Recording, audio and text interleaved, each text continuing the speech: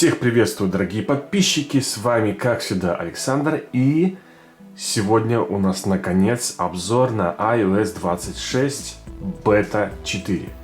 Да, ребята, я решил заснять все-таки обзор на эту систему, потому что система, в принципе, достойная внимания, она не особо сильно изменилась. Здесь есть некоторые моменты, которые я хотел бы вам сегодня показать.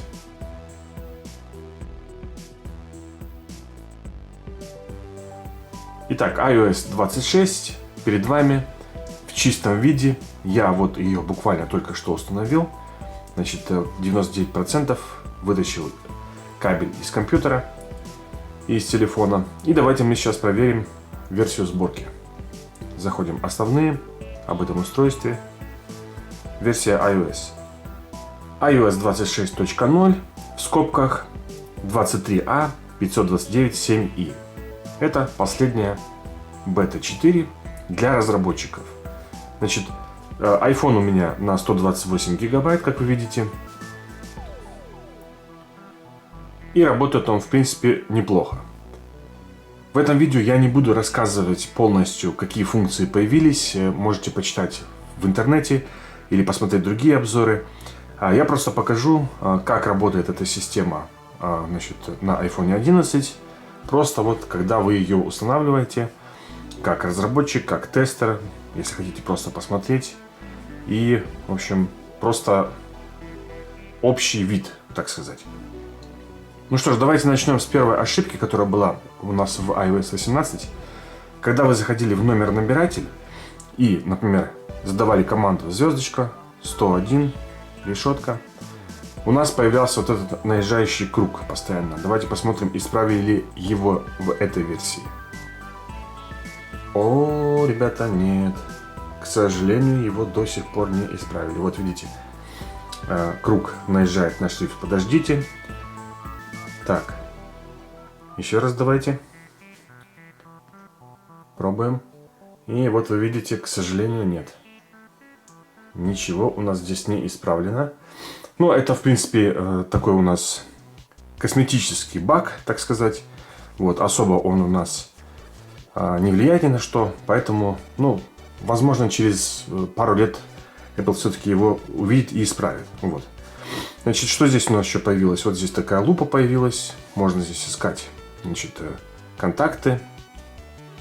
Дальше вот контакты здесь. Небольшая вот эта анимация появилась.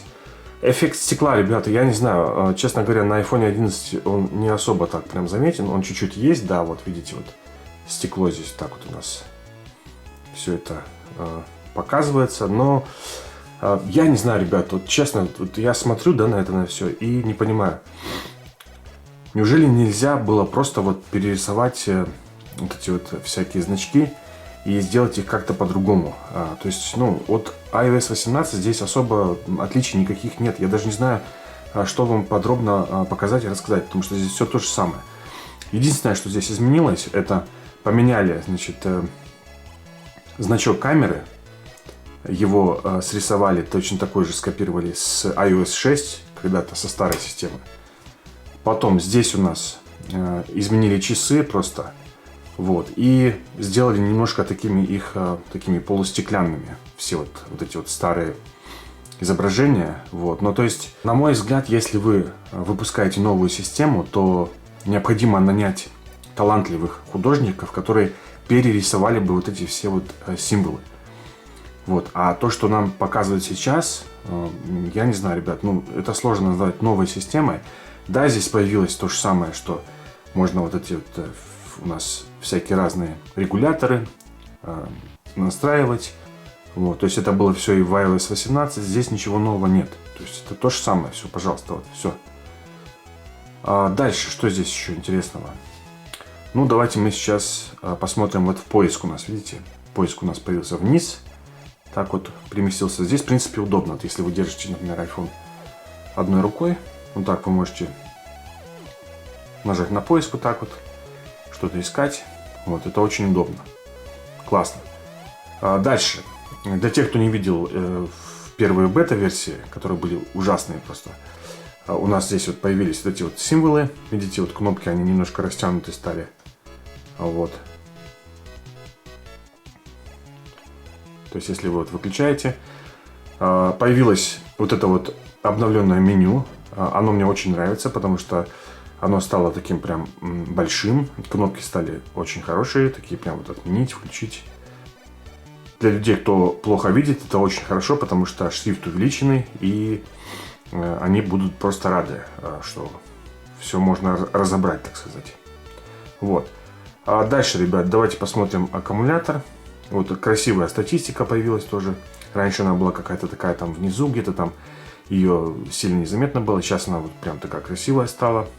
Так, давайте посмотрим статистику. Вот, смотрите, она отдельно прям вынесена. Очень круто сделано. Не знаю, кто ей пользуется. Ну, есть, ладно. Вот также можно заряд в процентах включить. Режим энергосбережения. Вот видите, красивые кнопки большие стали. То есть это все круто сделали, конечно. Здесь то же самое, режим ожидания. Потом у нас здесь что еще? Яркость, экран, все то же самое. Здесь ничего нового. Но самое, ребят, интересное у нас здесь есть в звуках. Итак, мы заходим в звуки, смотрим. Нет, это не ползунок, не переживайте, ползунок отремонтировали здесь. Вот видите, эффект стекла. И если мы с вами, допустим, хотим поменять рингтон, сейчас вот, давайте мы сейчас посмотрим, какие рингтоны есть. Вот новый рингтон, кстати.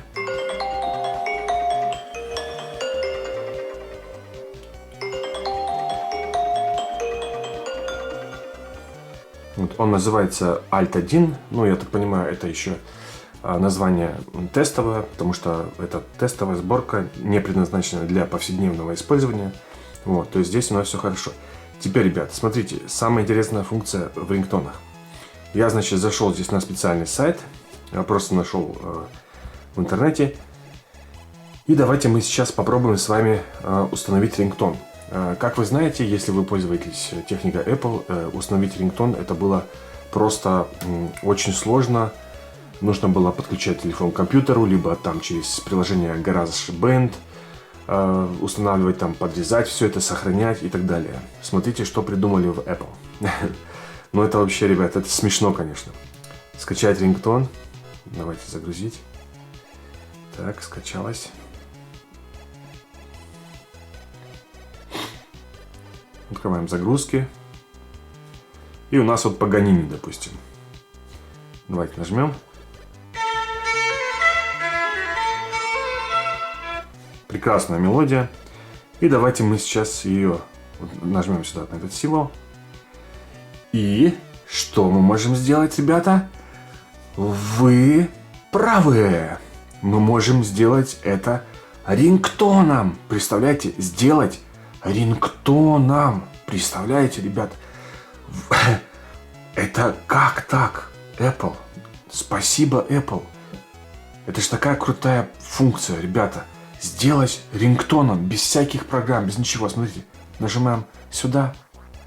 И у нас в одно касание появился рингтон Paganini. Смотрите, как он красиво звучит.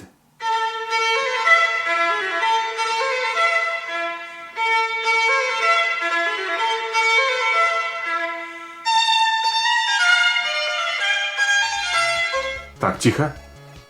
Спокойно, а то YouTube забанит. Вот, ребят, то есть представляете, да, смотрите.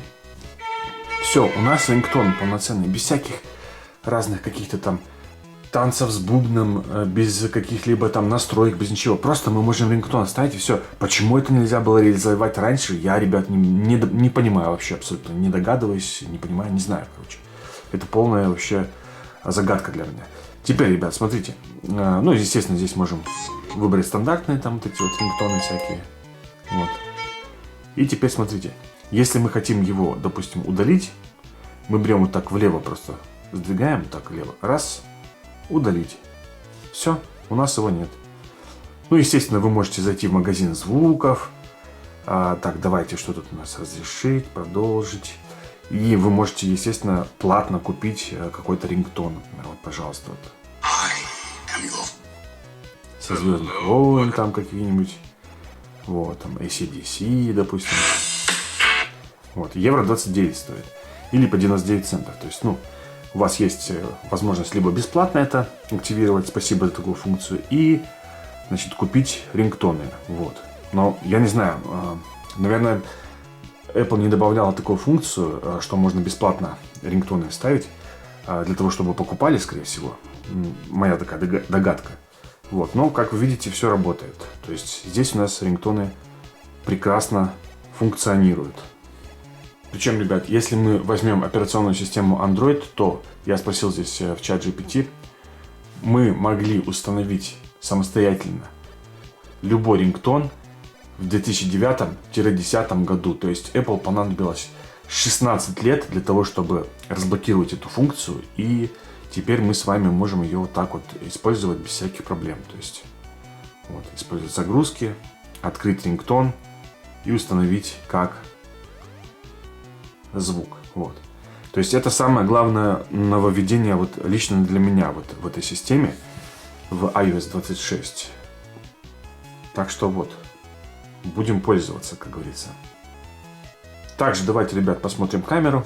Вот у нас, видите, прошивка не до конца переведена, она на английском языке. New Camera Design. Значит, новый дизайн камеры.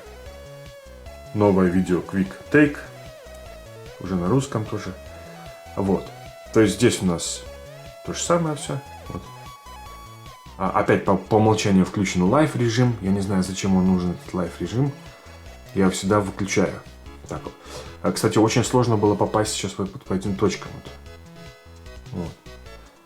Здесь мы можем, видите, вот Live фото это включить, выключить. Я всегда выключаю. И у нас вот появляется вот такой вот как небольшой такой эффект стекла, что якобы не стеклянные эти вот настройки. Ну, не знаю, ребят, наверное, это хорошо. Вот.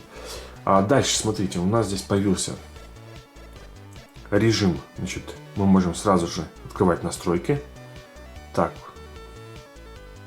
Значит, FPS. Можно выбрать 60, 4К. Вот. И опять же, посмотрите, настройки работают, вот, например, вы держите горизонтально вот так телефон. Так. И настройки у нас закрываются только таким образом. То есть нам нужно постоянно так крутить телефон, вертеть. Странно, почему нельзя было реализовать, чтобы настройки показывались в этом же режиме, потому что я же читаю же его вот так вот. Почему настройки вылазят каким-то странным образом вот так вот. Ну, не знаю. Наверное, так. Вот здесь, кстати, работает нормально. Смотрите, вот вспышка, пожалуйста. Вот. Наверное, это бета-версия из-за этого.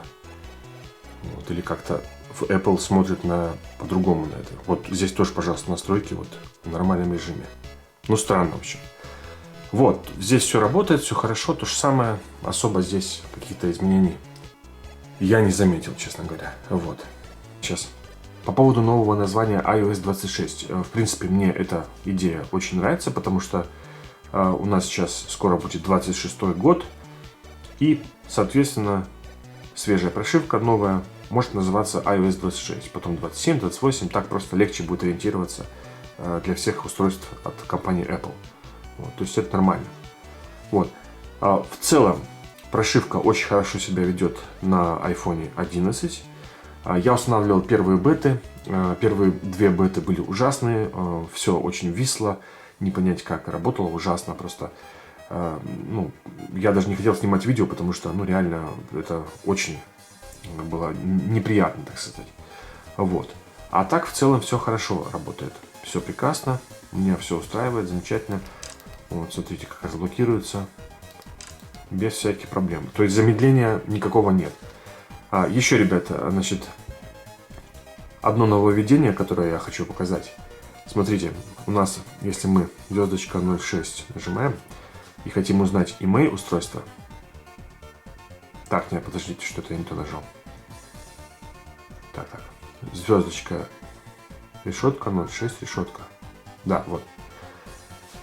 Отправка идентификаторов устройств, чтобы поделиться EID или email, отсканируйте штрих-коды или удерживайте iPhone возле считывателя. То есть, смотрите, у нас здесь такая интересная функция появилась. Поднесите устройство к считывателю будут отправлены идентификаторы этого iPhone. Вот это вот интересная такая тема.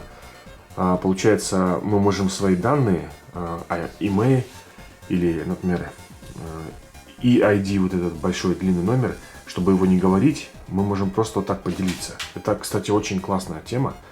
Возможно, это будет удобно для электронных сим-карт. Вот. Так что тоже такая функция есть.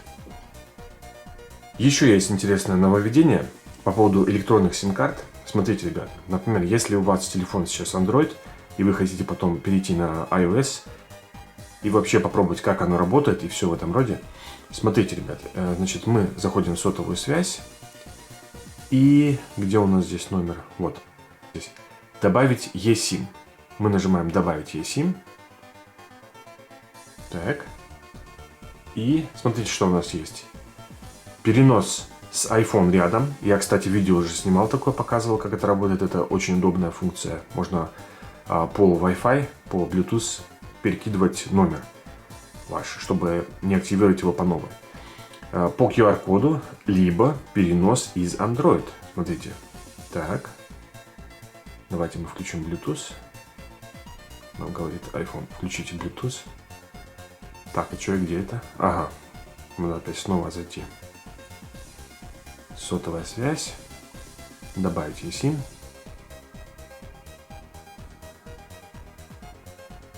Перенос из Android. То есть, если у вас Android телефон, и вы хотите перекинуть номер телефона без старого метода, как мы раньше делали, пластиковую карту вытаскивали, вставляли. Здесь можно просто прочитать QR-код и, значит, его активировать, перенести сюда в iPhone ваш телефонный номер. То есть это очень удобно. Также можно вот какой-то здесь идентификатор сеанса, код пары ставить, если там что-то не сработало с QR-кодом. То есть, пожалуйста, все. Теперь с Android будет очень просто перенести ваш телефонный номер, электронную сим-карту. Это очень большой плюс тоже. Поэтому iPhone 11 у нас до сих пор живее всех живых. Вот. Аппарат до сих пор актуальный, если вы им пользуетесь. Так что можете не переживать еще примерно год. Даже 2 там примерно года. Все будет работать прекрасно, приложения будут поддерживаться и, в общем, вы будете без проблем пользоваться вашим любимым телефоном. Вот, так что вот такие дела. Все, ребят, на этом буду заканчивать. Если у вас есть какие-то замечания, предложения, пишите в комментариях, что вы интересного для себя заметили. Понравилась ли вам система эта или нет. Вот. Мое мнение я уже сказал, что система мне в принципе понравилась. Все сейчас хорошо работает, прекрасно, но на новую систему она никак не катит. То есть это просто визуальное немножко обновление iOS 18. Все. Вот. То есть это как дизайн был с iOS 7, вот как он только изменился. И больше он не менялся в течение многих лет, к сожалению. Да. Вот. А вот эти вот все вот символы, они, к сожалению, вот эти вот разные кнопки приложений, они остались такие же, как в iOS 18, с небольшими такими изменениями. Вот, все, вот как-то так. Все, всем пока, увидимся в следующих видео.